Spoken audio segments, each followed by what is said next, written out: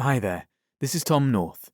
If you like this recording, please like and subscribe to the channel so you can keep up to date with all of my latest work. Thanks for listening. Chapter 1. The landscape was moving past on rails. Dry yellow hills were undulating up and down like waves as Samuel stared absent-mindedly out of the train window. He had been thinking about his journey for a long time. He had been fantasizing for years about getting out on his own, fantasizing about the feeling of freedom, the elation he would feel when he finally had his own space and the ability to carve his own future. On his 18th birthday, he remembered looking into his dad's drunken eyes. "Happy fucking birthday, son." His father spat the words at him. Later that evening, he had beaten Samuel to a pulp. The railway line was new, still being built in a lot of places. A brand new network connecting the country together, allowing people to travel around and find something new. The land of hope and freedom was opening up even more. Samuel desperately wanted a slice of it. The railway would give him everything he dreamed of. It would open him up to a whole other life. That's what he told himself. He hadn't really planned properly where he was going to go. He was hoping he could head out west and get a job doing some mining or ranching somewhere. All his friends in New York would talk about how much opportunity there was out west, how people were making fortunes mining gold. It was only after years of his father's beatings that he realized he might need to do something to survive. The blonde of his hair was reflecting the yellow of the sun, the blue of his eyes out of place in that dry, arid landscape. His features seemed sharper than the others. Samuel had always been considered the odd one out. He was always the quiet one, but now was the chance to prove that he wasn't the quiet one. He had the power to take control of his life and make something of himself. The train began to slow. Here seemed as good a place as any. This would be his home, for now at least. He slowly gathered his bag and climbed off of the train, feeling the heat of the desert sun hitting him. There weren't many people around. It was midday.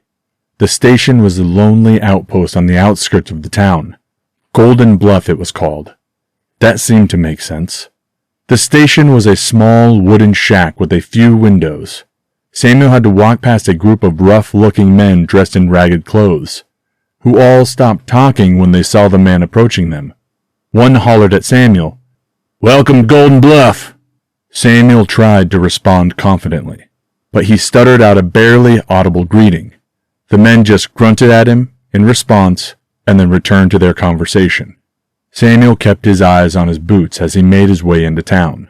He had managed to buy the boots before leaving New York. He knew if nothing else, he'd need some good footwear for working out there. The landscape was rough, and whatever he found himself doing, it was probably going to be physical. Once inside, he felt better. Golden Bluff was a tiny town with a population of about 5,000 people.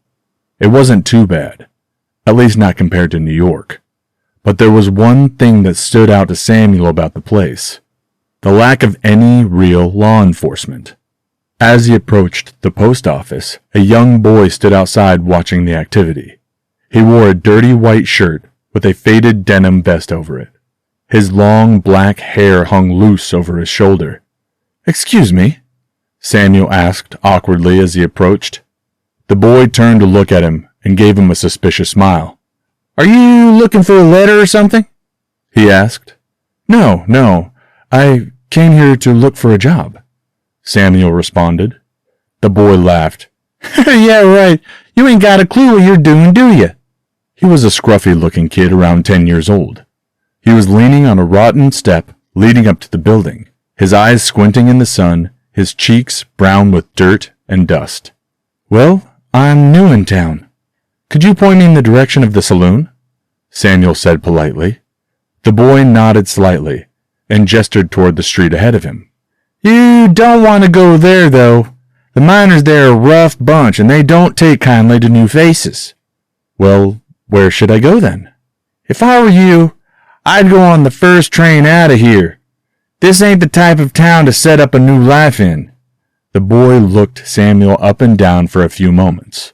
Samuel began to walk away, when the boy shouted after him, "Listen, my sister Lucy works over there in the market. She might know of something going." "Thanks." Samuel nodded and set off towards the market. As Samuel walked, he felt increasingly uneasy. This town was strange. People didn't greet each other normally. They either ignored each other or shouted threats. He could tell that this was different from anything back in New York. It really was different out west. Hopefully, if this Lucy woman knew of some work, she wouldn't just turn him away. He just hoped he didn't come across the same kind of trouble he did with his father.